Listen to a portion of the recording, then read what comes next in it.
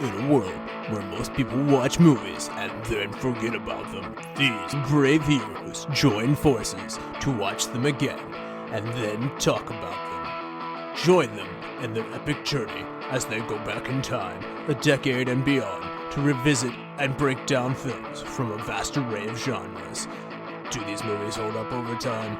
Are they classics? Find out on Retro Movie Roundtable. Starring your hosts, Bryan Frye, Chad Robinson, Dustin Melbardis, Nathan Lutz, and Russell Guest. Coming now to headphones in your ears. Welcome all you lords, ladies and gentlemen, to the Retro Movie Roundtable. Welcome to the show where we watch movies and then talk about them. I am your host, Russell Guest, and joining me today is my good friend and co-host from right here in Pittsburgh, Pennsylvania, Mr. Nathan Lutz. How you doing, sir? I am so excited to talk about a movie that speaks to you and I, Russell, so deeply in our architectural hearts. And Bryan, you love this movie, but I don't think you know what you've unleashed. I was actually really happy Russell picked this one because I knew he'd be feasting on the scenery. Yes. And if you, as you can't tell, we also have with us Mr. Bryan Frye from Spokane, Washington, our other co-host on with us, so it's a dealer's choice here. Bryan, you've selected the international today, but tell the folks at home, how are you doing today? I'm doing wonderful, Russ. All right. Let's start off by what was your favorite college years movie as just like a way of breaking the ice here. Nathan. I didn't watch a lot of movies in college, but I discovered that there was a certain category of movie that I really liked working to, which were sort of guilty pleasure movies. So, for example, discovered the Stargate franchise, and in particular, Stargate. Just great background movie, good schlock, wonderful. Is that a guilty pleasure? It is absolutely a guilty pleasure. I consider it. I'll back you up on that then, or I'll join in with a helping of guilt for myself then, because I also enjoy that one. Now, Bryan, what about you? What was your favorite college years movie? Can't call it my favorite, but just to have a shout out to John Flack, who's been a host on the show as well. He was my roommate freshman year, and the number of times that, to crash out at night, we would put on Gladiator just because at the end of the movie, when the DVD opening scene or the menu screen would play, it would play the prettiest part of Now We Are Free, and it was a great song to sleep to. So we would play Gladiator, which is basically a bloodbath movie, full of violence. And then we did it because eventually when the movie ended and the credits rolled and it went back to the opening menu, that song would play all night. So that was your sleep therapy tape, like your little Jonathan Stevenson track, like, yeah. Kill, kill, kill, kill, all beautiful song and sleep. So do you need to add like a relaxing Australian accent over top? You're now getting sleepy. Relax your eyes. It's like you could play the end of Alien and get a really nice, pleasant tune. Yeah. I gotta figure out what the song is for the Alien menu screen. Oh, I don't know about the menu screen, but if it's the credits, it's Howard Hansen Symphony No. 2, the slow movement. Oh, okay. Mysteries of the universe have been unlocked just now for Frye, but it is one of the greatest symphonies and also the cheesiest one. My best college years movie is probably Wedding Crashers. Put it in heavy rotation, put it in, laughed a lot, had a good time, and it pleases a lot of different friends of mine as well as my family, so went back to this one a lot. Yeah, different type of movie. Nathan had the science fiction, Bryan had your dramatic period piece action, and I've got the comedy there. So what's the last movie you saw, Nathan? I just, for the first time since the pandemic started, stepped into a theater and I watched Shang-Chi. And did you have fun? I had a lot of fun. This is a movie full of really great action scenes, packed end to end a lot of the time, and cool creatures and cool effects and pretty cool characters. So strong recommendation from me. Good.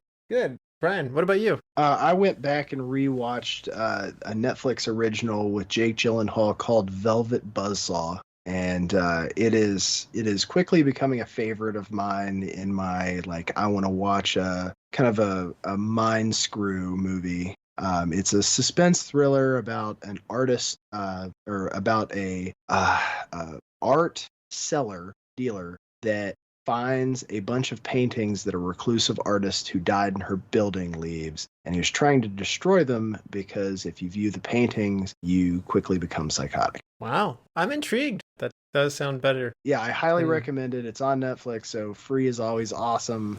Obviously, you're paying for Netflix, but Jake Gyllenhaal's really, it's an interesting character for him, much like his character in Nightcrawler. So if you enjoyed Nightcrawler, I think you would probably enjoy this one as well. Yeah. And if you enjoyed his character in Prince of Persia, then this is not your movie. This is not your movie. That sounds interesting. And my last movie that I did was Lincoln Lawyer from 2011. I'm always taking in 2011 movies in preparation for our top 10 movies of the year from 10 years ago coming up. So I picked up a 2011 movie and with stars McConaughey, and it's a very good, very interesting movie. It had no appeal to me initially, but I'm kind of glad we have this little exercise where we go back and pick up films from 10 years ago because I'm glad I got to this one. Yeah. And I don't drive it just to drive it. I drive it because I like. He does drive a Lincoln. The fun thing about that movie is it was right when Matthew McConaughey was beginning to make his transition from the rom-com guy to a more serious actor. So that was kind of one of his segue films. Yeah, for sure. Now, today, as I mentioned, we're doing The International. This is from 2009. It stars Clive Owen, Naomi Watts, Armin Mueller-Stahl, Brian F. O'Brien, which that's a great name, by the way. That sounds ridiculously Irish. And Haluk Bilginer. Those are awesome names. Those are I enjoyed reading all of those names. They sound like some German guy and some Irish guy need to get in a fight in a pub. And I want to side with Brian F. O'Brien on that one. Yeah, and this is a movie that had a pretty good showing from people from Germany and where a lot of it was filmed. Yeah, for sure. And so this comes out in 2009, as we mentioned. It grosses $25.4 million. It was budgeted for $50 million, so it lost a lot of money. So it places in the box office at 101 on the box office. So it just misses the top 100 that year. It comes in behind The Fourth Kind, and it comes one ahead of Aliens in the Attic. And the number one movie that year was Avatar, and it made considerably more money than all of these movies we've discussed here. But IMDb gives The International a 6.5 rating. The Rotten Tomatoes critics give it a 58%. And the audience score is shockingly cold here. The Rotten Tomatoes audience score is only 37%. No awards to be told. Ooh. Yeah, so there's a lot of difference there. Brian, had you seen this movie before? What was your background with it? Yeah, I probably can't tell you exactly where or when I saw this movie the first time, but it hooked me really, really quickly. It quickly became one of those movies that I can just toss on anytime as a good suspense thriller. It's funny. This movie is probably one of the ones that really leads me to give movies that don't have good ratings a chance, because I think that in the realm of should this win an Oscar? Absolutely not. But I found it to be a highly addictive film. Yeah, and I remember you put this on your top 10 movies of 2009 episode, and it was on my queue. I just never had gotten to it. This is my first time to it, so I'm going in as a new viewer on this one, and I had a good time with it. And just simply putting the Guggenheim in New York on the cover, I was instantly like, what's going on there? So as an architect, I was definitely lulled in by the eye candy of the building there. And oh man, there was so much eye candy to be feasted upon, as Nathan alluded to earlier. So I had a good time with this, and I feel like it's a little bit underrated. It's not a perfect movie, but there's a lot of things I did enjoy with this movie. I don't know that it would make my top 10 from 2009 looking back at it now, but I'm certainly happy I watched. Nathan, what about you? This was the first I had heard of it and the first I had watched it, but man, like you, Russell, this is a surprising gem to discover. I think that this movie is complicated. It's got a detailed plot, even if it doesn't have a lot of sort of larger sweeping elements or ideas necessarily, but man, the details of the scenes are wonderful, and there are some action scenes in this movie that are just real all-timers. Yeah. So I said it might not make my top 10 movies for my movie list in 2009. I'll tell you what it would make my list for: top 10 movies for architecture. Yeah. So now, Brian, do you feel like this movie's holding up over time? This movie was loosely based on a true story. I say loosely because they basically fabricated most of the story. There was a bank that was doing this kind of stuff in Europe, and that's kind of where they got the idea for the film. So, yes, I don't think there's anything in it or anything about it that I look at and say, yeah, this doesn't hold up, except maybe the metal detectors at the Guggenheim. Okay. Yeah. And with that, there will be spoilers that lie ahead. So if you have not seen The International, we highly suggest you check it out. Then come back and listen to the rest of this podcast. We'll be back after these messages. Welcome to the Flashback Flicks Retro Movie Podcast. I'm Ricky. I'm Grayson. And every week we review a movie from the past and reflect on things we missed, things we loved, and things we want to see again. Yeah, because we believe any movie worth watching is worth watching again. So if you like films, friendship, and a lot of callbacks, I mean, just so many callbacks, then subscribe on Apple Podcasts, YouTube, or wherever RSS feeds go for like-minded movie-loving individuals. Like you. What happens when two modern film fans go back and rewatch all the old classic films from yesteryear to see if they hold up? You get the Classic Film Jerks podcast. Find the Classic Film Jerks podcast on all the major platforms. All right, we're back, and this is your final warning. There will be spoilers that lie ahead, so if you have not seen The International, you are going to want to watch it and then come back and enjoy us. We will be spoiling it now. And on that note, Nathan, for those who haven't seen The International since 2009 and need a refresher, do you want to give us a rundown of what happened?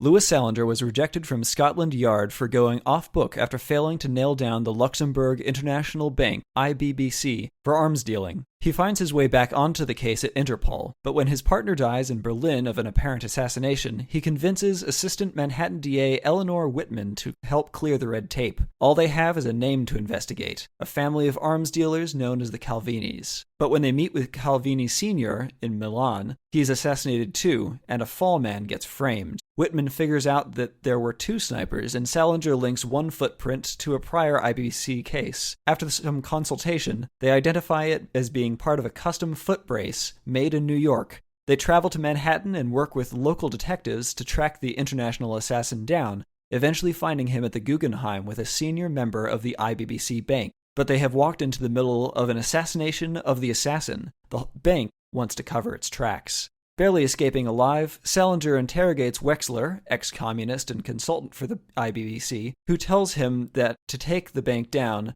he will have to go off-book. The system makes everyone involved, everyone culpable, so nobody will go down. But on his own, Salinger can give the Calvini heirs a secret, that the bank had their father killed to strong-arm them into selling weapons to the IBBC. The Calvinis' retribution is swift and decisive, but in an ensuing meeting, Salinger fails to obtain evidence of the bank's culpability and finds himself pointing a gun pointlessly at one of the bank's many heads. Just as he realizes the futility of what he is trying to do, one of the Calvini sons kills the manager himself, thanks Salinger for helping them connect the dots, and Salinger realizes that nothing he did or sacrificed really meant anything in the end. After it all, the system won. Yes, and as they said in Burn After Reading, what do we learn here? Nothing. The bankers are the villains in The International, and they're brokering arms deals, they're selling missiles, and they're assassinating anyone who gets too close. They topple governments, and they tip the scales in the world, all around the world in their favor. It's a pretty interesting idea, and quite honestly, something that could totally happen. So as Bryan mentioned, this has got a little bit roots in reality. Bryan, do you like all this? I don't know if this is espionage so much, but this type of conspiracy that we're running down here? Yeah, that's one of the things I like the most about this movie was all the moving pieces to both the New York DA's office and Salinger kind of finding each other to really put this grudge that he's got going, or I should say obsession he's got going to rest. So you have the quote unquote good guys end where, they're obviously willing to cut corners and bend the law a little bit because you hear them reference it throughout the film where they're like, oh, screw the bureaucratic red tape and, who gives a crap about, this piece that we have to do. So they're clearly, infringing on some rights themselves in order to get this big bad. And so it's really, when I watch this movie, it's really it's a David versus Goliath kind of thing, given what everyone's working with. But it's also, you could make a point to say who's the real bad guy here, or are they both bad? Yes, and I want to just give it credit for leading a nice sequence of events. So often, a movie of this nature will relatively quickly land on where it's going, and it spells itself out straightforward. Like maybe 20, 30 minutes in, it's very clear who you're chasing and what they're doing, and the rest of the 90 minutes or so of the movie, will unfold with action scenes, etc. This movie is perhaps a little more interesting to turn the pages on because you don't know what's going to happen next. It's not straightforward. You're finding breadcrumbs, and those breadcrumbs lead to something else, and it's kind of all revolving around this assassin that they hired, and that's kind of the secondary piece. And this is only the tip of the iceberg for this organization, but they're so good at covering their tracks. Even somebody who's dedicated his life to chasing them down, he can't find them. So it's a good villain character, as you pointed out, Bryan, like this big conspiracy. But I also like that the individual trail that this investigator's taking. Nathan, what is your take here on the investigation side of this plot? So I really enjoy that this movie doesn't make any attempt to hide who the real villains are, really. You are most interested in how are our heroes going to get from A to B or A to Z, because at the first position of the movie, they just seem so outmatched. Everybody is climbing up. They very quickly demonstrate that the bank has the capacity to totally rewrite history, where at one point they think they've got something. They think that they have proof that, this assassin must have tracked down these people, but then they get to the bank and the bankers say, it's really unfortunate that they released those logs early. We found out that the crash actually happened this early. So nobody who assassinated this one person could have assassinated this other person. How weird. And you just feel the whole movie like you are just totally swimming upriver. And so finally, when it gets to the point where Wexler at the very end, this banker who represents the old guard and has all this gravitas and has all these life experiences, finally tells them, hey guys, the system's going to win. There's nothing you can do. It feels like he might be right. And I really like that this movie did that. Oh, they made it very clear after the interrogation scene. There is no really winning this. Like, even if you do succeed in doing your absolute best to bring down Scarson, who's the bank CEO, he's like, that it's next man up. This is not something new. You're not reinventing the wheel here. You're not, going to do anything that affects real change. All you can do is scratch the itch you currently have with the body that the face lives on right now. Yeah. And I think that that's maybe one of the reasons I like this movie so much is I feel like that's kind of, that's life. I mean, you can only affect so much change yourself, and broad sweeping change isn't something that comes easily. So, you've got the vengeance piece, you've got the I'm succeeding at what I set out to do, but in the end, it's fundamentally futile, just like, they bring up in so many films. And they point out too, or foreshadow that when his superior reprimands him at one point and says, we're not in the doling out of justice business, we are in the business of investigating, and that's where your job stops. And he does he becomes so involved, he becomes thirsty for justice, or as it's one point put to him, he develops a bloodthirst. He's put a face to something he hates so much. And to your point, Bryan, it's really just the flavor of the moment. Somebody will sit on the top of this hill, and it takes the whole movie for him to realize that. It's a little depressing, but I mean, like I said, something is eerily truthful in that. I think that he does get some form of moral compensation at the end when the Calvini son's assassin finally kills Scarson. He wasn't him that pulled the trigger, so he didn't cross that line, even though there are numerous lines he did cross. I think one of the things that I'm happy they left out of the movie, but I'm also curious, like if this had been a book series instead of just a one-off film, I would have been interested in what was next for Louis Salinger, because he didn't go full dark. I doubt he still has a job. But I'm just curious, like what amount of peace did Scarson's killing give him?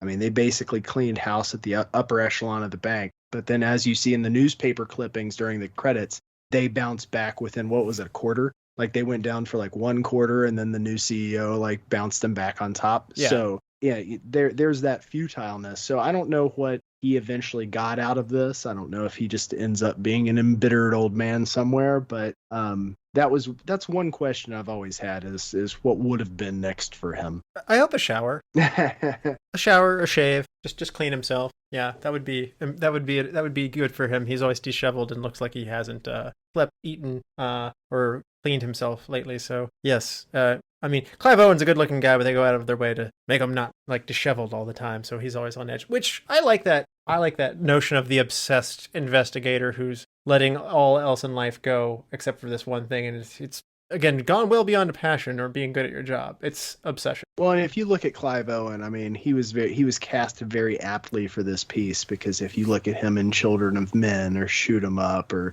Derailed, I mean, he plays this character very well. He said of his role, though, he said, discussing the film's relevance, it ultimately does ask questions about whether banks use people's money appropriately or if they're completely sound institutions. And I thought that was kind of an interesting thing, because this movie comes out in 2009. We're coming off of the heels of the financial crisis, the mortgage lending crisis, where a lot of loans were, I guess, defaulting, and these banks were giving out loans, subprime loans to people, and it was all coming to a day of reckoning with them. And as well as, you know, the Detroit Big Three were struggling as well. And this was a time of like the financial markets around the world, not just in America, were definitely tanking out. It was a hard time to come out of college. I came out in 2008, and getting a job in architecture was extremely hard. I had over 248 applications out before, and I got 2 interviews out of that. Like, it was really a difficult time for the economy. And I thought that was an interesting thing, that this movie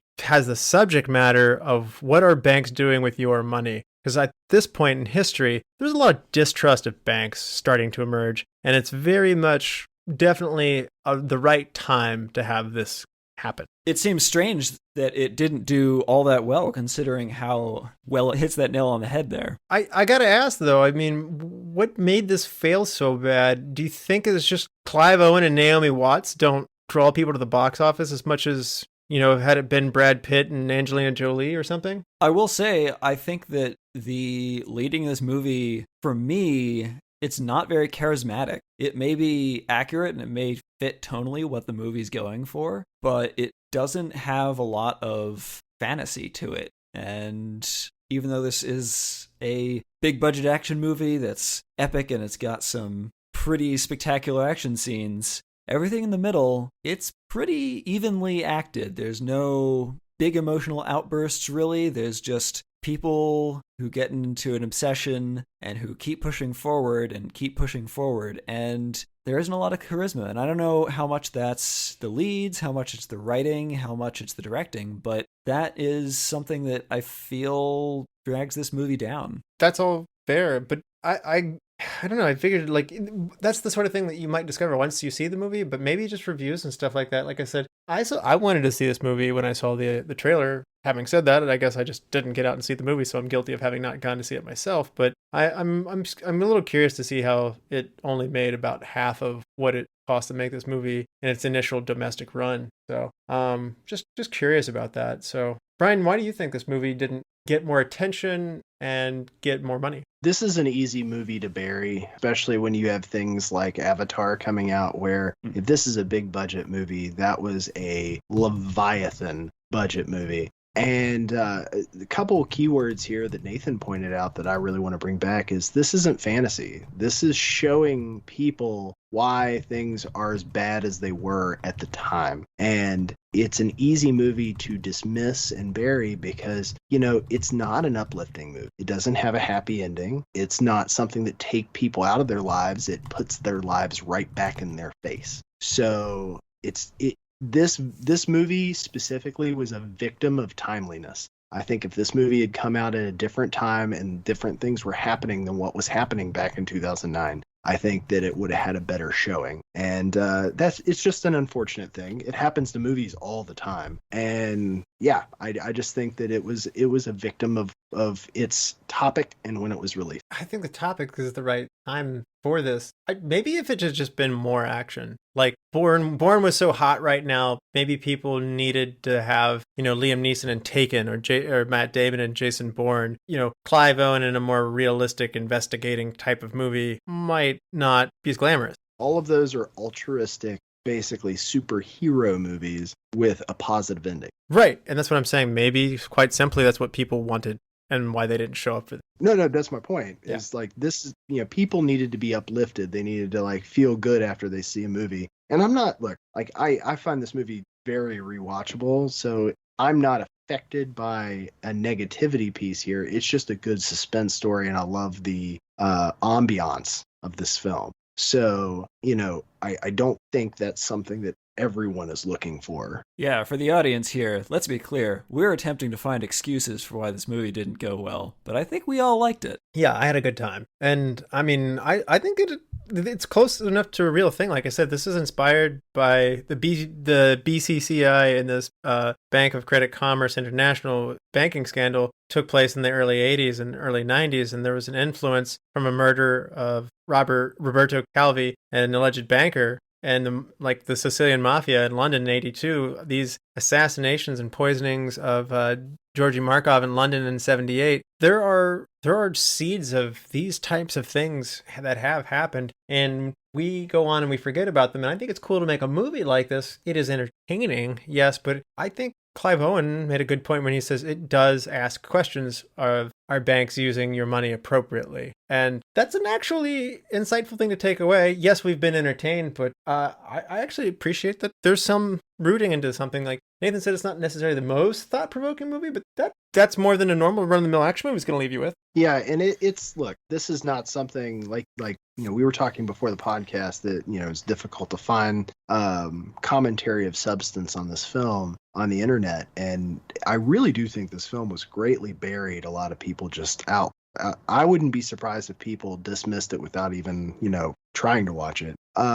This movie has depth that you have to. I mean, we watched it with an eye for a podcast, and I watched it a lot anyway. So if you're willing, this movie has a lot more to offer than really I think most people gave it a chance for. I would agree with that. And I do also agree with what Nathan said too. Probably I won't come back to it as often as you are, Brian, because the main character is very angry, and there's no warmth in him. Naomi Watts' character has moments of kindness in her, but he is so buried in this obsession, and they don't necessarily focus that obsession as much as, say, I'm trying to think of another movie where that takes place, but let me say something like when we covered LA Confidential, like there's this real passion fire that's like behind, that case would strike a chord in Russell Crowe's character, and he was like, ready to fight about it. Like he was just so passionately driven by his motivations in this, and we don't necessarily get into the head of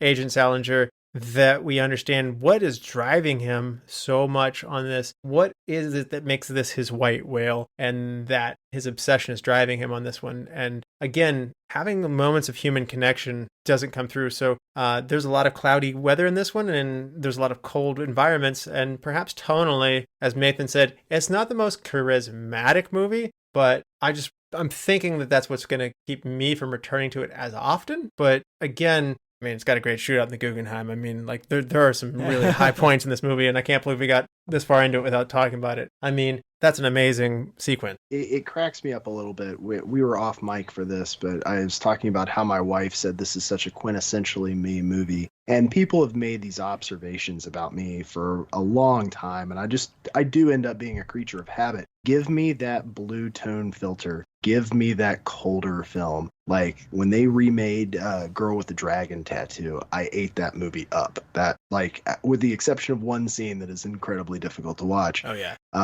That movie's awesome. Yeah. I freaking love it. So that mixed with the soundtrack. So this is my kind of movie. It's the slow burn with periodic exclamation points. It's the I had a barista one time that worked for me that said, you like drinks that kind of hurt you a little bit.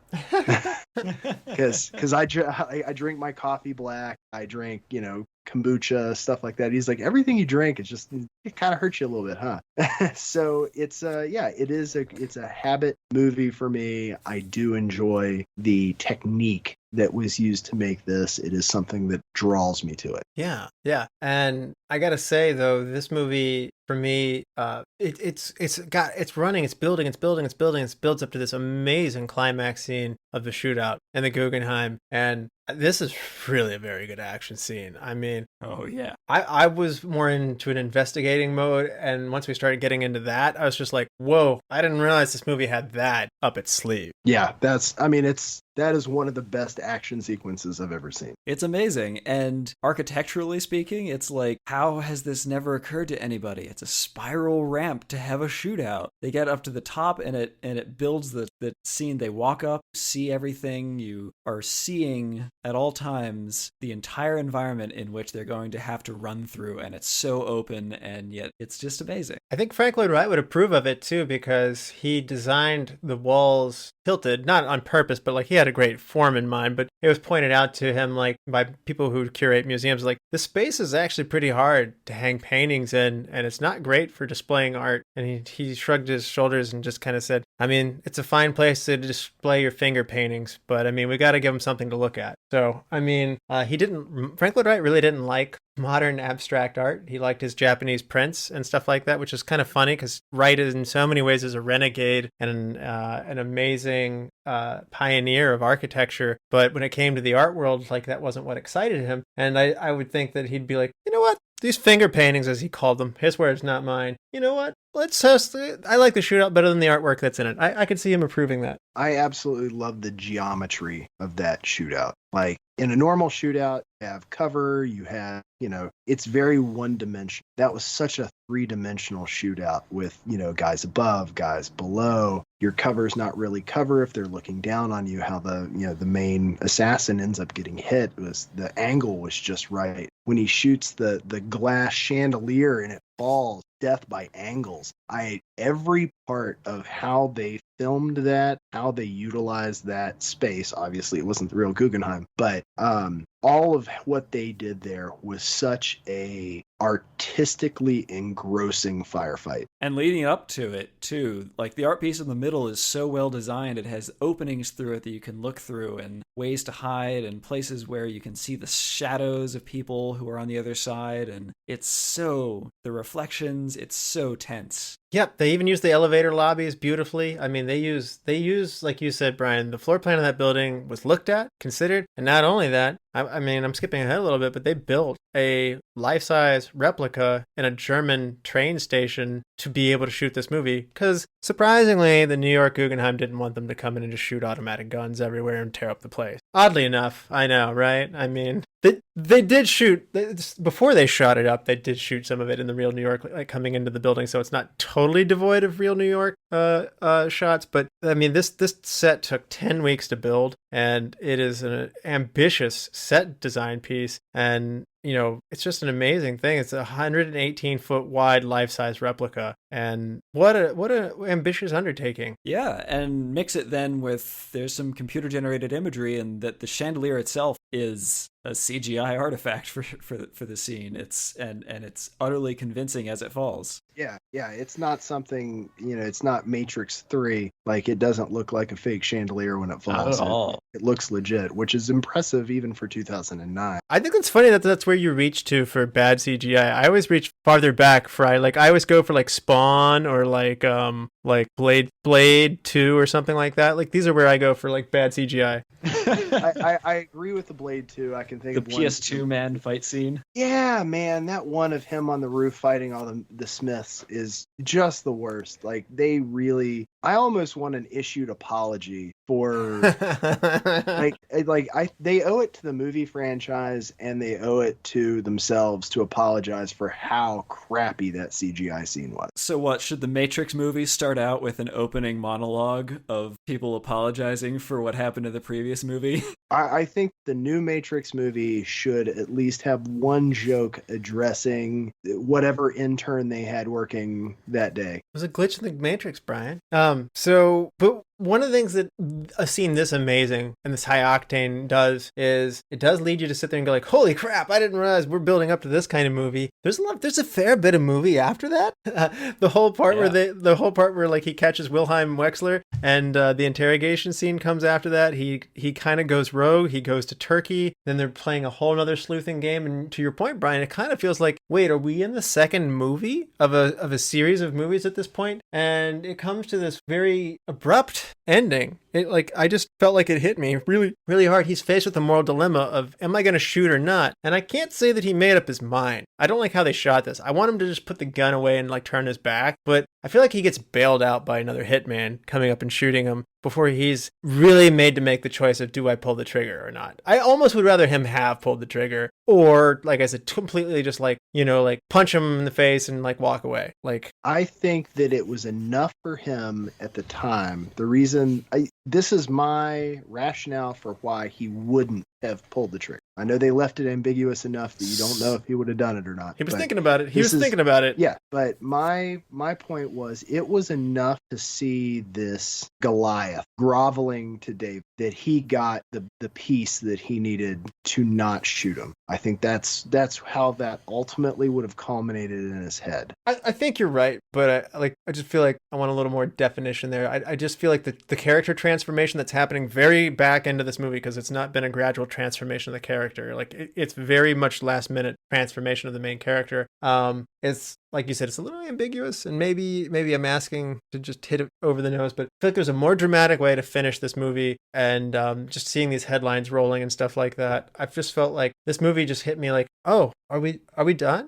Can I offer you guys just a weird tangent avenue on this? Have you ever felt more sympathetic for an arms dealer than when the dad gets shot? Because they showed you his family, that was a distinct motion that made you say that. So no, I'm just saying, no, he was willing to talk. So obviously he's not playing some political game. This guy's running for Prime Minister of Italy. He's willing to sit down with these two people going pseudo-rogue, talk about the inner workings of his business of dealing arms. He gives them basically what they're looking for on the IBBC, which is, obviously a risky thing. The guy seems like an honestly good guy. But in the end, you have to remind yourself, this guy is an arms dealer, and he raised two sons that end up killing off the entire hierarchy of a bank in the end. So it rewinds and being like, oh man, I felt really bad for that guy who just got shot. But if I think about it, there was a bunch of shade there too. Oh, yeah. Yeah, I mean, this movie makes a lot of an attempt to show that the villains of it are as trapped in the system and forced along by the flywheel of fate as anybody else in the movie. That, I mean, they have that hilarious Zoom meeting scene where the dad calls out to his son, "So, we're trapped in a corner, little guy. What have I always taught you do when you're trapped in a corner?" Oh, but see, it wasn't even that explicit. He didn't say you're trapped in a corner. He goes, well, what do you do when there's no way out? Oh, yeah. At trying to teach him Chinese chess, and the son's just like, well, you find a way deeper in. And you're just like, okay, Hitler. Good job, little Hitler. And you're just like, oh my God, this is a reciprocal thing that's going down through a bloodline. Generations and generations of people being progressively taught crazier and crazier ideals. Right. So but this is one of the things that I love about this movie is everybody in this movie is morally compromised, and the movie itself is showing you moral ambiguity. Yes, there is moral ambiguity. That is. And maybe people don't want that. I mean, it's interesting. I was looking at it a little closer, and originally this movie was scheduled for release in 2008 in August. So they got bad test audiences, and they went back and reshot parts of it, and they tried to focus more on the action, probably playing up the Guggenheim a little bit more, and they've released it in February of 2009. And obviously it still didn't pay high dividends for them, but it's kind of weird. They had this forewarning, this isn't working. Let's go back to the kitchen a little bit, see if we can fix it. Let's put some more icing on it. And it's interesting. It's one of those things where I'm still not clear. Clearly, we weren't in their test audiences. Again, it's a different time. And when you talk about test audiences, I mean, we're guys who voluntarily do a movie podcast.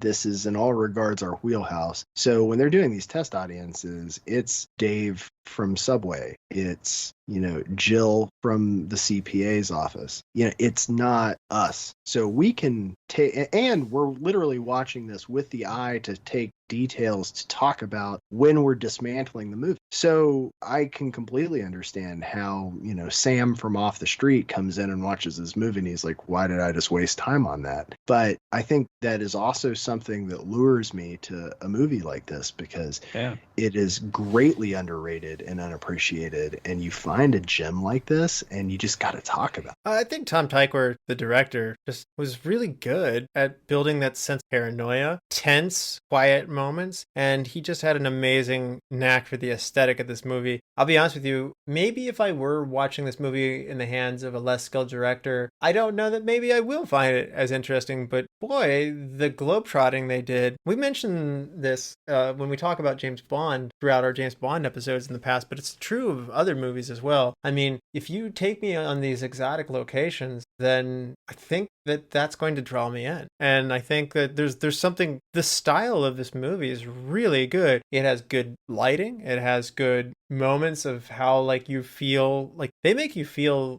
the feelings, and they put you in these amazing locations, and they don't just put you in a good set. Like they really thought carefully about how they use their cameras to shoot their surround, and they picked amazing location movies. So I just got to give them so much credit for that. I mean, maybe Nathan and I are being swayed more easily than the other 70% of the Rotten Tomatoes crowd who didn't like this movie, because maybe that thing for me is there. Yeah. And I mean, hey, my one real personal criticism of this movie is that the other half of me, the music half of me, is pretty sure that this movie isn't just lacking some character in how its characters work, but its music is really not giving me a lot to work with. It's mostly just sort of generic, quiet, almost trying to duplicate the Bourne series kind of music, but without that level of That was generous. finesse. They spent all their money at making a fake Guggenheim. I was gonna say they did not come anywhere near as the Bourne soundtrack for me on that one. But yeah, I guess what I mean is it sounds like they tried to duplicate it, but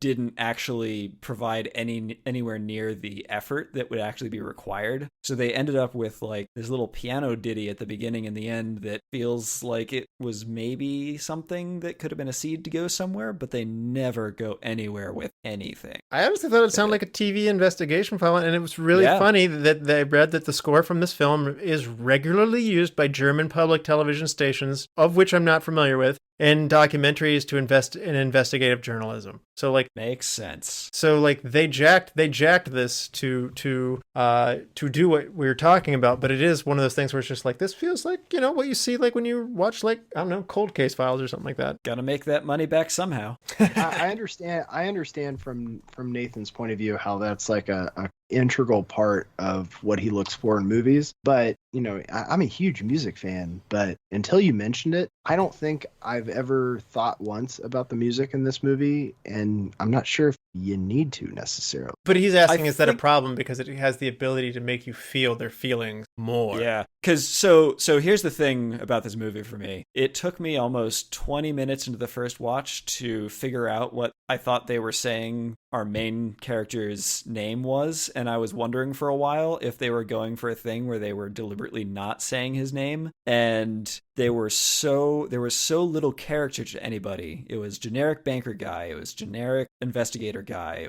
generic scene with someone who might be mob related in a car doing something and he has a cigarette in his mouth. It was so generic, and I was feeling like maybe this is a thing they were going for, but if they would do something as simple as like cherry pick some classical scores or something, get some like Carl Orff stuff in there to like make it sort of give some of these characters like an over-the-top score in the background to underscore things.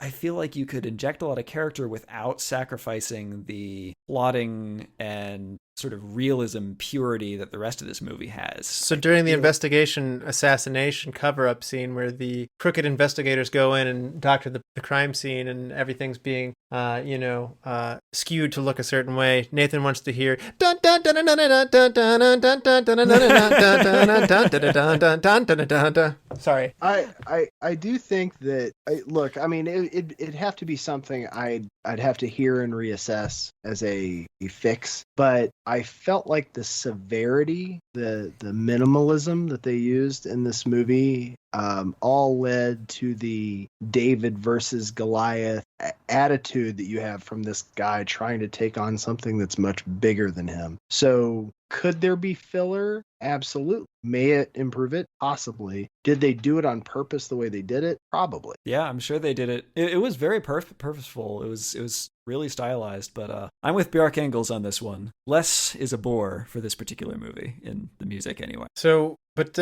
it's interesting though. This screenplay was written by Eric Warren Singer, and he had developed an interest in banking scandals that led him to write this, thriller vibe piece. And the other thing that influenced him was The Godfather 3 was really the only film up to this point that he felt like was dealing with bank scandals. So he felt like it was a gangster warfare played at the corporate level. And for him, that was the best part of this film. And I do think that was creative, and I'm sad that this movie didn't get rewarded for it. Here I am playing the defender again. Well, I definitely appreciate it. I mean, this is, like I said, you're not going to hear any negative, really things from me. I struggled a lot with the change one thing.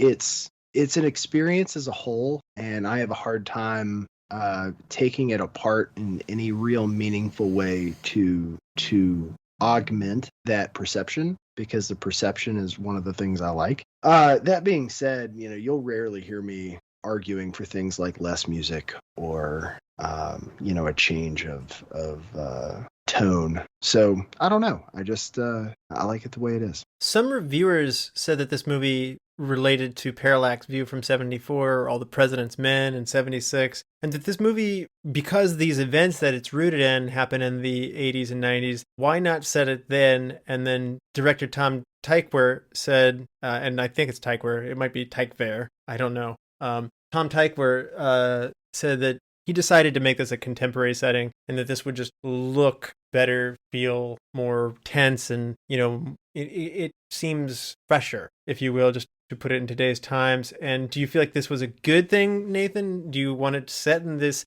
70s paranoia pictures and to put it back where it kind of maybe feels like that kind of thriller might be? Or did you like it set now in 2009? Hey, I just complained that the music was underdoing it, but another thing that was very minimal in this movie was any attempt to be over the top with gadgetry or anything silly that would make it feel out of place, because this movie, it could very well be set today as much as it was set in the, late 2000s. The feeling that it gives, I don't think has dimmed.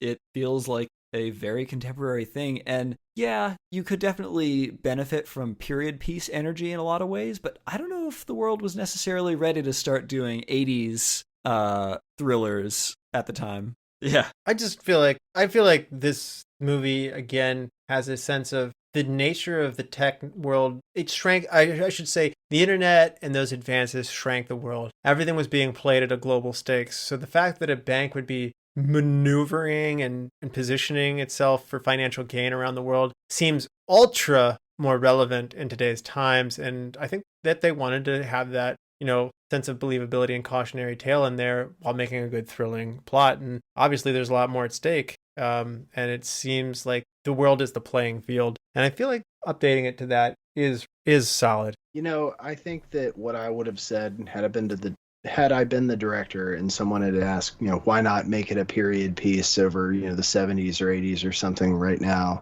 or instead of right now, I would have replied, because this is happening right now. Like, as we're talking, there's a bank out there doing this. That's how I would have replied to that. I will say that another thing that Tom Tykwer is doing, he's making you unsettled throughout this movie. There's panning, there's blurring of foreground, background a lot. So it's not just a stylistic thing to focus on who's talking. It has a vibrancy in its lighting of its scene. So it's not using a lot of shadows and darkness per se. However, the camera is being used in a way to make you unsettled. Now, I'm not going as far as say like The Exorcist, where they're like literally zooming in and out, moving the camera constantly to really put you on edge. But at a much smaller scale, they are doing things to intentionally put you on edge. And as a modernist at heart, this does make me a little bit sad, but I do know that really modern architecture that's often minimal in nature obviously can be signs of like high tech or being advanced or having status, which these people, clearly these villains, are super status, like they have all the money in the world, but they also use it in movies, particularly horror movies, to make the layman or the regular guy walking around the street feel uncomfortable because it's an environment unlike what they're familiar with. It's an exceptional environment that I want the rest of the world to look that way, but it could be a choice to use this kind of architecture to, again, make you feel unsettled. I hope that's not true. Oh man, I want to talk about how wonderful this movie is about using architecture to accent scene depth. There are so many scenes in this movie where you have somebody who's talking, who's in the extreme foreground near the camera, and then you have the person they're talking to, and behind them is maybe somebody that the camera is carefully, very subtly moving to keep in frame, and then because they're in a room of modern architecture, there's this paranoid feeling of how open everything is. So, for example, the bank scene, one of the early ones, when Salinger goes to confront them about thinking that he maybe had some proof that they'd done something to kill their lead. He goes in and he's in a room talking to this guy, and they're in the foreground, but behind them there's a guy just lounging in the background, creepily behind his neck, just watching there, and the camera always keeps him in view. But then behind the glass, there's a whole office of underlings, villain bank underlings who are there also watching, and then the city behind even that. There's the opening scene of the movie when Salinger's partner gets offed, and he gets bumped by this guy and then walks some distance, and you have several layers of depth and foreground, but the camera always keeps the assassin just at the right of the frame, but he's dressed so subtly that it's obvious how he could be missed.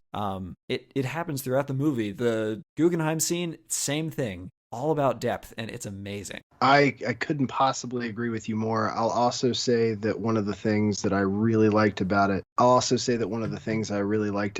was the fact that all of the architecture seemed to enhance that David and Goliath feel. That you have him walking alone into the VW Autostadt. You had, the political rally where he's sitting at a coffee shop with Pirelli Tower just looming over him. So they use the architecture, the grandiose nature of it, to basically overshadow and just dominate this guy, and it's a microcosm of what he's trying to do against this bank. The bank's got nothing on the Calvinis, though. The Calvinis, not only do they have a relocated Zaha Hadid building in the Fino Science Center, but they have a murder tunnel where that's probably the funniest scene in the movie for me, actually, is when the bankers drive into one end of the tunnel, but they don't come out the other. Oh, I love that too, with him looking at it, it's they know, and he's giving eyes to the driver and stuff, and you're like, this man dead.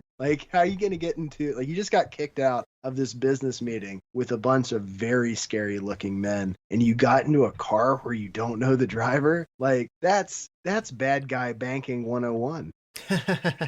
Yeah, it's I don't want to go too deep into this, so I'll be brief, but this movie is a who's who and a where's where of buildings at the end of the 2000s. I mean, this has the amazing train station in Berlin, the main station there that looks amazing in the beginning of the movie. The bad guys, the evil bankers have an amazing headquarters that they're located in. That's a Helmut Jahn building in Berlin called the New Kanzlerack. That's the Zaha Hadid Museum, but they changed the background. They relocated onto the coast, but that's just a building in Germany in Wolfsburg, and that's next to the VW Autostadt campus, of which many of those buildings are on there, as Brian mentioned. You have the iconic Guggenheim, which they definitely worked very hard at to show. But in Milan, they did an amazing job of showing their concert hall, which is a historic piece of architecture, right next to the Pirelli Tower by Pierluigi Nervi. This is an iconic structure, and what a great space. They really used that Italian area well. And then they went to Turkey at Istanbul, and they used Hagia Sophia, which is one of those ancient wonders of the world. It's just really cool. And then they went to the Grand Bazaar in Istanbul too, and it's interesting.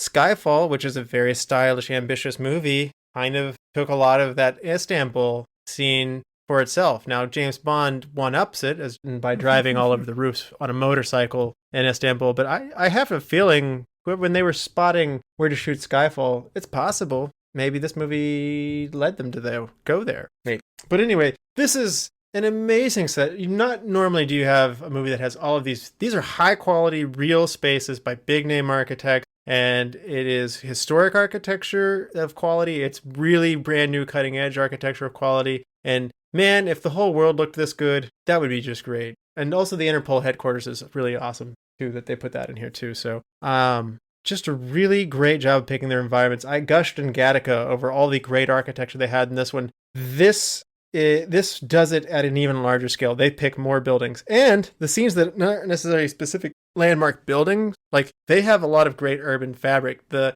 car chase scene through, I believe that was Italy, right? That was awesome. That was really good. And this movie has nothing but great environments, with the exception of when they go to a doctor's office in New York City.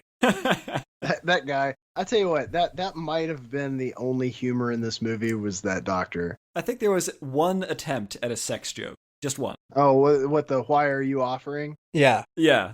So this is one of the things that I've always really loved about Clive Owen is you are really hard pressed to find this man in a comedy. They straight up made an action comedy called Shoot 'Em Up for him to play in an action comedy, and he is stoic the entire movie.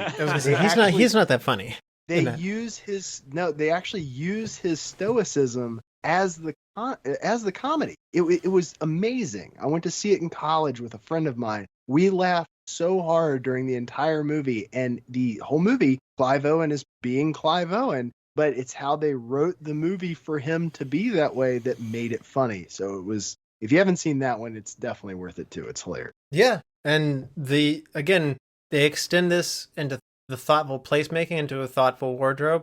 Salinger looks like a wreck all the time. His collar's undone. Looks disheveled, and, his coat's, kind of baggy, and appearance is not his thing. He's very unshaven, and he's contrasted by these bankers who are exquisitely dressed, and they're almost as stylish as the rooms that they are inhabiting. Even when sometimes that room is like a policeman's house murder basement. Right. I've always wondered, what it would be like to be shopping for houses and have your realtor be like, okay, and this room's got a lot of soundproofing, and there's no natural light in the basement, so you can make a lot of noise. You know what I mean?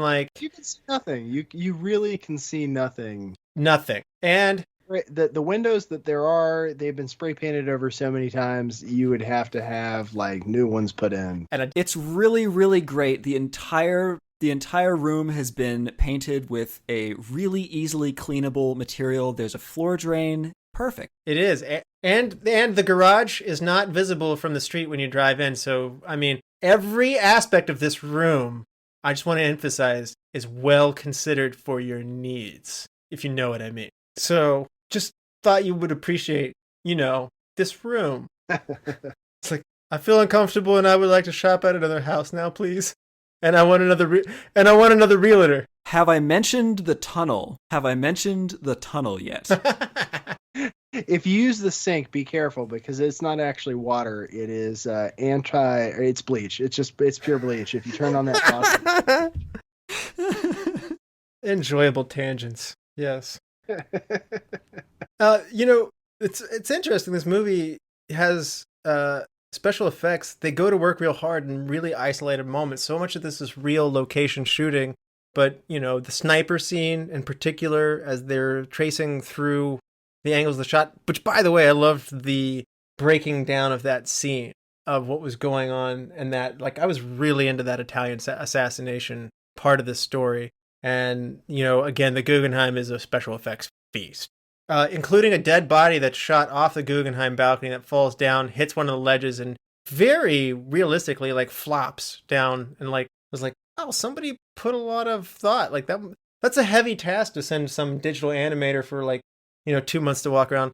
I need you to think about how this guy's going to fall 3 floors and then fall to his death. Yeah, I was wondering after this movie, there are not a lot of scenes in this movie that make it really an R-rated movie. And the Guggenheim scene is hyper-violent, hyper-bloody, awesome blood squirts everywhere, people flopping to the ground, getting crushed by chandeliers very realistically. You're right. But I was wondering, Born is PG-13. A movie like this normally has a big steamy sex scene in there. You're right. There's no love interest sex scene in this or anything like that. I definitely think that this is unduly R. I think that if you had a MasterCard logo, this would definitely be on in the gray scale between the two, in terms of actually getting that R rating. It actually made me wonder at one point. I know there's some language in it, which is probably its leading, spearhead. I think it's the Guggenheim that gets it the R. But here's the thing. I feel like I could almost see them asking for an R rating for this based on... That doesn't generally help you gross more at the box office. Mistake. Yeah, I was going to say, that. Like, I mean, if... you you're right, though. Jugular escort scene. This movie is not made for 13-year-old... It makes a lot of money. I was going to say, this movie is not made for 12-year-old boys, in fairness, like, to Brian's point. Because it's not Mission Impossible. It globetrots like it's Mission Impossible or Bourne. And this is probably why it didn't make money, because it's not made for 13-year-old boys. Right, and I think that's really getting to my point. I don't think anybody would ever ask for something that's going to make it less money, but I do think that there is a point to be made by saying, look, this is going to go over a certain age range's head, and we'll do just enough to earn it in a way. But no, I've seen PG-13 movies far worse than that. Yeah, far worse. Yeah. That's all very good points. Do you guys want to hand out some superlatives? Let's do it. All right. MVP. Brian, you love this movie so much, I want to give you the driver's seat on this one. Who's your MVP of the International? He's not my favorite character in it, but I gave it to Clive Owen because I just don't think that you can do Obsessed the way that Clive Owen does Obsessed. Interesting. Okay, yeah. Now, Nathan, what about you? Who is your MVP? I've said before, I love the direction of this movie. Director Tom Tykwer, amazing. Just amazing. Yep, he's awesome. And I was teeter-tottering between him and screenplay writer Eric Warren Singer. So since you went with Tom Tykwer, I will probably go with Eric Warren Singer on this one, just because this would be a good book, to Brian's point. Like, just simply the sequencing of the investigation, the very concept of what we're watching is really compelling. And to Nathan's point, they put beautiful imagery and just handled the mood of it so great. To me, it's interesting Brian took Clive Owen. To me, the weak point of this movie, I'm sorry, Nathan, I'm not going to pick on the regular humdrum TV investigative soundtrack that they have. I'm going to pick on I think the cast is probably the weakest link in this. So I do. I don't know. I just felt like so many other parts of this are working, and I felt like maybe this is where the movie just didn't connect for people. Are some of the portrayals of it. So, but anyway, best supporting actor, Brian. I went with Armin Mueller-Stahl. He is one of those people. I love this guy. I will generally watch anything with him in it. It started in 1997's 12 Angry Men. And he's the old communist, right? Yeah.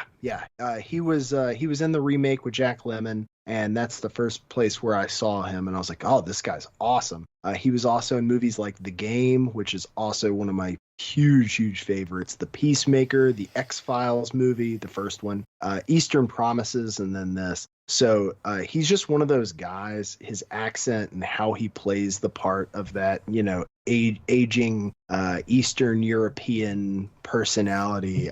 He's just a favorite of mine. Very good choice there. Now, Nathan, best supporting actor. I am absolutely with you on that, Brian. Armin Mueller-Stahl is excellent as Wilhelm Wexler. That scene in the murder basement is the gravitas that makes this movie. I think my favorite part of that scene is his, can I call it amusement? I feel like he has almost amusement on his face as he talks to Salinger. Like, you're trying to intimidate me. Do you think this is the first time I've been in a murder basement? Hey, do you think that Wexler is where Salinger is going in the future after this crazy failure? No, I don't think so. Oh, no. No, actually, I've got a thing to say about this, but I need quote first. Okay, all right. Yeah. I just find it so interesting because I wonder if that's kind of the point they're trying to make there, because parallel is not wrong. They give this long speech about this ex-communist and why are you working for the bank? Yeah, I don't know about the. Maybe it's just maybe I don't like that, but I don't see that. But maybe. Oh yeah, it's a hateable thing. I'm not saying that they end up doing the same thing, but let's get to best quote, and I will go further in. What a tease! Brian has lately been teasing to go further into the superlatives. I like that. He really keeps the listener at the edge of their seat, much like Tom Tykwer. So my best supporting actor, I'm going to go a different direction. I'm going to go with Patrick Baladi. He plays Martin White, the slimy lawyer guy from early in the movie. I think he's so good at being slimy. Yep, agreed. I don't think I've ever seen that guy play anything less than a slimy person. Like, I feel like if you're familiar with like Slimer from the Ghostbusters movie, like how he leaves a trail of slime everywhere. My mind went right there. This is that guy. Like, he's dressed impeccably, but slime everywhere. Hidden gem, Brian. My hidden gem for this, and it's not hidden, it's everywhere, is the architecture. Like, when you picked this film, I was so excited for you because I was like, oh, this is... I tend to pick underappreciated movies for my dealer's choice, and I knew how much you would appreciate the scenery in this film. So I was like, yes. But I don't think that outside of the occasional nod, or if you look up the movie on IMDb or something, anyone ever talked about it. So yeah, I do think it's a hidden gem for those who haven't seen it. Nathan, hidden gem. You know what? I actually also put down the architecture here because how can you not? But actually, I'm going to bring up another object here, which is I'm going to say glass in this movie, because I mentioned before it's used to make a lot of points about paranoia and always being watched all the time. But I realize the more I think about this movie, how much it seems to be about how in the modern era, transparency in this movie is used as a shield. This is an investigator who is allowed to go anywhere, talk to anybody. He's not kicked out of meetings. He's allowed to talk to the bankers. Of course, they're open. They've got a folder that proves exactly how innocent they are because they just had it cleared with the city. You can go anywhere. It's all fine. No, it's a really great... Yeah, that's a very good way of putting it. And I'm going on a very similar note to both of you guys. The hidden gem is the best of the old and the best of the new. There's a lot of really great new spaces in here, and there's a lot of really great old spaces in here. So anytime you're using the Milan Symphony Hall, whether you're using the Hagia Sophia and the Grand Bazaar, like, they used old sites well, they used old streets of Italy well, and they had these amazingly great modern pieces set in it. So mine's the architecture as well, but to me, I just want to say whoever picked the location of this movie did a really good job and should be hired forever, just movie after movie, for picking locations, because they know what they're doing. If you guys do get a chance, and I'm sure you can buy it online for less than $5, and I'm not talking about download, like you have to get a physical copy. The commentary on this DVD is actually pretty good. My only knock on it is I couldn't get the subtitles to work, and they do have a lot of heavy accents with the commentary. So I have actually a couple of my superlatives where I had to kind of guess what they were saying, and that'll be coming up. But yeah, I don't think that I have to argue that this movie is worth owning, but if you can snag a used copy of the DVD for, $3.95 on eBay or something, it's totally worth it. Wunderbar. But Jerry, you said they had thick German accents on their commentary. So. No, it was thick accents all around. They've got a variety of European personnel, and it was a little difficult to follow. Best shot, and this was, boy, if there ever was a hard movie to pick best shot on, this was definitely it. Because it was hard. So many good ones. Brian, best shot. So this is one of the things in the commentary. I couldn't actually tell who the artist or the painting was, but they're talking about the assassin and Armin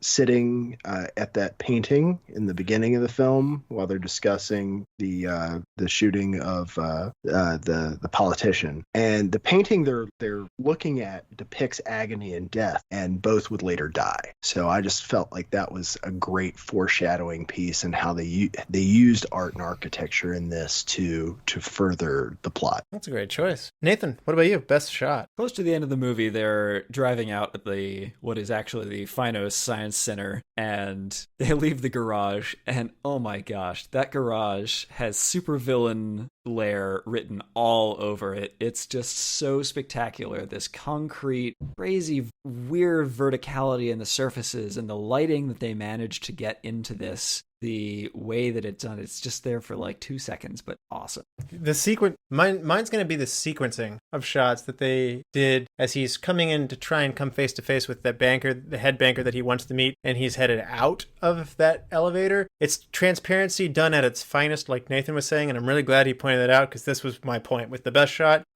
It's also an amazing Helmut Jan piece of architecture. Helmut Jan's the designer. Just an amazing use of that transparency. And again, this movie, like Bryan said, will seem fresh in 30 years because these buildings will still seem cutting edge in 30 years. They're that cutting edge. So I think that I heard at some point during the commentary for the film that this was the first time they actually allowed them to shoot inside the Autostadt. Really? Well, they should allow it a lot more because it's a great idea. Like, apparently it was like something that they had petitioned for, and they finally agreed just based on the limited access that they would need to shoot the shots that they were going for. Huh. Yeah. Interesting. Now, recast. If you had to recast somebody and put somebody in their place, Bryan, who would it be? So I went with the assassin, not because I don't like him or that he didn't do a good job, because I think he did. Because he doesn't have enough hair.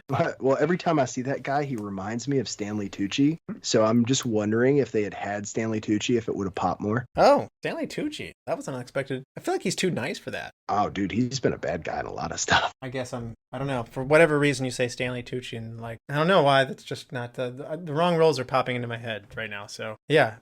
Nathan, what about you? I'm actually going after Clive Owen. I feel like I feel like we need some more charisma. We need someone who's gonna give a Matt Damon level of sort of energy to some of these scenes. I don't think it needs to be over the top. I just want emotion on the face. I want a feel of what the panic is. This is somebody who's writing on the walls, keeping their crazy obsession crime wall up, and it feels like they've been bored in an office for a couple of years and just coming out. So that is mine. Who are you going with? Oh, is it Matt Damon? Yeah. Okay, great choice. In my defense of Clive Owen in this, I think that they're trying to show someone that has been beaten down and knocked back so many times that all he has left is his obsession. I think lighten the mood of that character, it changes the dynamic of who he's supposed to be representing. But not for the worse. Well, that's why I'm picking someone like Matt Damon, because he's not doing anything that's lighter. He's just breathing more heavily. He's giving more significant glances. He's physically acting more rather than being such a blank slate. No, I totally got that. Yeah, you don't have to explain it. Matt Damon would be very good for this role. And I was leaning towards recasting Clive Owen, but upon a second watch, Naomi Watts is not right for her role. Like, she's really not right for this role, I don't think. I mean, it's a very strong character who has a lot of backbone and also has caring in her. And I just really didn't think that she was the right one for this role. And I thought somebody who would have been a little bit younger to bring in, but Rosario Dawson I thought would have been really good for this. She does Unstoppable around this time, and I just think that, I mean, Unstoppable is a good example of a woman who's just, I mean, she has a lot of presence in that movie, and I think she would kick butt in this role and stand up to those bureaucrats very well, and again show that, you know, I mean, we see that in her Marvel television cinematic universe, the Netflix things when she's the night nurse. So I think that she has all the shades that you need for this. I think I'd plug her in over Naomi Watts, but I was tempted to go after Clive Owen. I could get behind that. Best scene, Bryan. I mean, how is it not the gunfight at the Guggenheim? It's a straight sweep, probably. It's right? a straight sweep, yeah. There's not a sequence in this movie that is better than that. It is such an enthralling, intense, heart-pounding, and it gets you out of nowhere. I mean, they really do. I know, like, they're going there to apprehend this guy. You do not know that there is an 8-person hit squad already there to hit this dude. So, I mean, it's one of those things where this movie has been a very slow burn with only very small exclamation points at that point. What you didn't realize was the writer of the script leaned on the exclamation point about 2/3 of the way in and did this Guggenheim scene. I think it's, I think 3/4 of the way in, it peaked. If anything, it's probably to the film's detriment, though, because it can never come close to matching that level of energy for the whole rest of the movie. Like, I was kind of sitting there as they were going into Istanbul, like, going, like, they got to do something really big here to just, like, finish this up. I don't need a traditional, the climax has to happen at the end of the movie. I don't need that. The culmination of it was the climax, if you will, what we're going to use for climax, if it has to be at the end of the movie, is tying up loose ends. It's how each person meets their judgment in the different ways that they meet it and how they tie the movie up. Is it as climactic? No, but it is a conclusion. Going back to my always James Bond bag, if you're going to drive a tank through the streets of Moscow later, you got to match that energy later by dropping an entire satellite dish on somebody. So, Nathan, where do you land on that? Like, were you okay with that, or did you feel like it ran a little bit out of gas there? I think that it sputtered and then got back going. I think that part of the issue for me is that what I would have wanted to see is let's follow Clive as he goes on his little mission here, because there's a scene where he says, "Okay, burn the bridges behind me," and as a first-time watcher, I'm sitting there thinking, what's he gonna do? What can he possibly do? And what he ends up doing at first seems so, all he did was tell somebody the secret that the bank killed their father. That's not all that intense. And then it goes to the next scene where there is this very, very stressful scene where you're trying to get the evidence and trying to do this other thing. It's off the book and all that sort of thing. So I feel like it's that intermediate scene that really could have used some sort of help in a change of perspective. Best wardrobe, Bryan, or makeup. Best wardrobe or makeup. I mean, there are a lot of men in this that wear suits very well, so it's something that I actually give a nod to the European style on how they do suits. It's fun. Yeah. Any of them in particular you're going for? No, just in general, the suit game in this is the suits game in this movie is strong. Yeah, it's very European. If you like color and stuff in men's clothing, this is not your movie. So no. It's black, gray, brown, and I'm not even sure navy made it, but maybe would navy maybe not. I don't know that navy's even okay. I feel like Oily Lawyer may have had a navy at one point. He did, but I'm just saying that's the most colorful this world's allowed to be. Nathan, best wardrobe for you. For me, Wetzler wins the suit contest. The scene where he's in the murder basement and he's giving his talk. Everyone else around him is in like post I just survived a crazy fight scene and am covered in blood vibes. And he's just there like he just spent 3 hours putting himself together in the most perfect way. Like, you children, you have no idea what you've walked into. You guys went back to him again, and I went back to my best supporting as well. I went Patrick Baladi here with Martin White. So good at looking slimy, but he makes it look good. So change one thing, Bryan. My change one thing was like the Quentin Tarantino amount of blood squirting from his ear. Like barely got grazed in the Guggenheim. Like I just felt like maybe that full-on arterial spray for his earlobe where he literally could have been pierced. Did Jessica give her medical opinion on what the proper amount of blood would be for an ear being shot off? It wasn't an ear. It was just the bottom part, man. I mean, I've seen dudes with literally spacers where you could fit a frickin' eye bolt through. Like, you're telling me that's going to bleed that much? Anyway, that was the only part that I was like, that took me out of it just a little bit. So, Nathan, change one thing. Like I said earlier, I want some good villain music. Give these guys a soundtrack, some Orff, some Bach, some creepy cello. If you're going to make it big that these are monologuing evil villain guys, I want to lean into that just a little bit more. And not so much that it's over the top. I don't want any carnival music, Russell. I just want something that gives me gives me something to latch onto with some of these characters, because they're all basically replaceable, and that's the point. But I want something. No, that's fair. And my change one thing is I don't like Detective Salinger that has his mind made up for him. I mentioned this at the end. He's not made to really resolve his moral dilemma that he's having. Somebody else shoots him for him. I don't want somebody else to shoot him for him. You know, just you can even stop the movie at whether he pulls the trigger or not. But I really don't like somebody else bailing him out. That's what he does. He goes and works for the Calvinis. Maybe so. I don't know. I think that he's at the. I think he's at the start of the second Bourne movie, just like chilling out in Greece somewhere, like like hiding and living small, like waiting tables in Greece. That's what I think. Works for me. Or he's drunk and in a Dunkin' Donuts at 2 a.m. really, really unkept with like a super long beard and like yelling at the people like, none of this matters. Nothing any of us do matters. Not that one, I hope. Yeah. Best quote, Bryan. All right, so I went.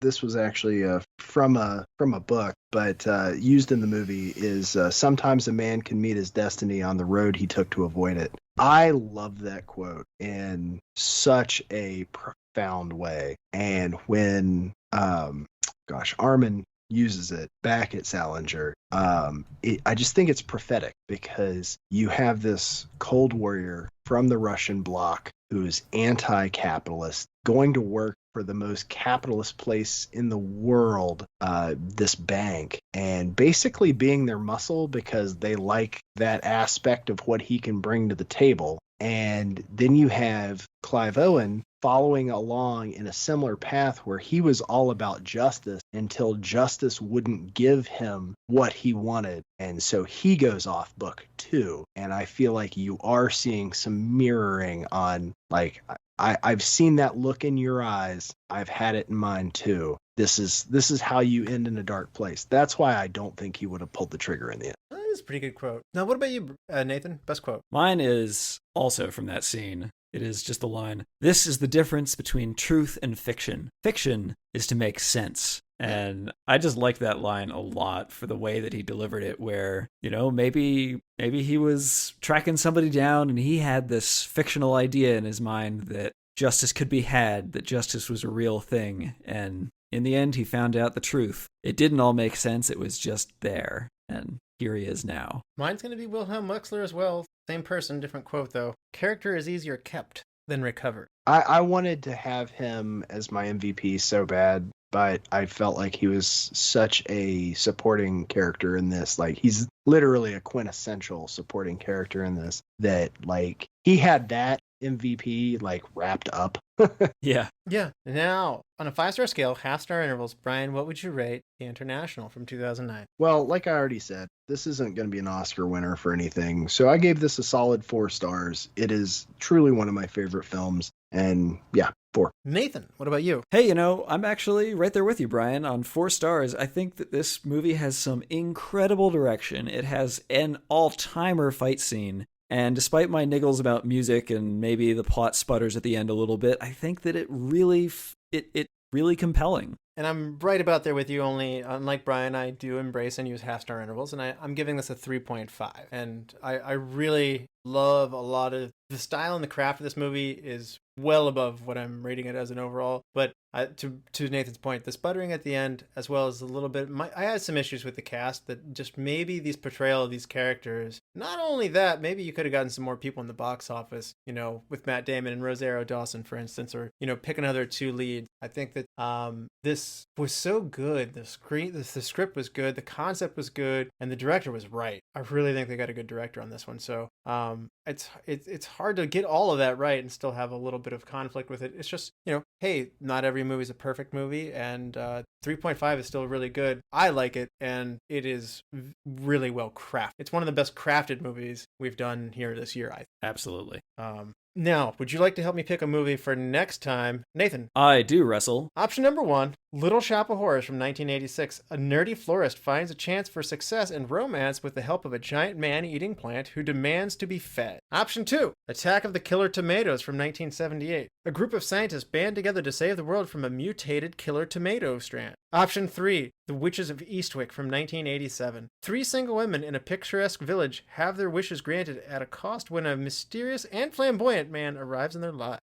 Well, Russell, we're going to go with option number 1, Little Shop of Horrors from 1986. Well, you said that you had an issue with the soundtrack in this movie. I highly doubt you'll have an issue with the presence of the music and the soundtrack in that one. Somehow I don't think so. All right. And Brian, Nathan, thank you so much. Welcome in. Thanks for having us. And to all the lords, ladies, and knights of the Retro Movie Roundtable, we invite you to reach out to us. We want to hear from you. So subscribe, rate, and review us on Apple Podcasts, Spotify, Stitcher, wherever you get your podcast. It helps us do better. It helps us get more subscribers and other people find the show. Give us a like on Facebook. Follow us at Twitter at @movie_retro. Email us at retromovieroundtable@yahoo.com. And producing and providing this podcast is fun, but not free. So we invite you to support our show at our Patreon page at patreon.com/Retro Movie Roundtable. Any contributions are much appreciated and will go towards making the show better for you, the listeners. As always, thank you for listening. Be good to each other and watch more movies. Brian? Coming home from lonely places, all of us go a little mad. Whether from great personal success or from an all-night drive, we are the sole survivors of a world no one else has ever seen.